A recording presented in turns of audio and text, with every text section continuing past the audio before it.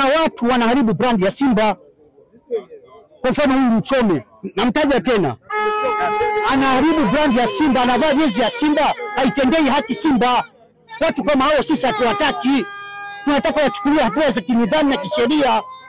Kwamba hamtaki Mchome. Ndio, kwa sababu anaharibu brand yetu. Watu kama hao wengine pia wanatuharibia sisi kutohudhuria Lakini yeye ni sababu mojawapo huwa hawatokei uwanjani. Sasa si ndio maana nasema kama hatokei, kwa nini anavaa jezi yetu? Kwa nini anavaa jezi? Kwa nini viongozi? Mimi nasema hivi, wakati ngoja nimalize, ngoja niongee. Wakati kuna baadhi ya watu wanachukuliwa hatua wakisema wanafungiwa, wanawekwa ndani, kwa nini huyu mtu asichukuliwe hatua? Huyu mtu kwa nini asichukuliwe hatua? Kwa nini tunamwacha? Kwa hiyo achukuliwe hatua za kinidhamu. Mchome achukuliwe hatua za kinidhamu. Ndio.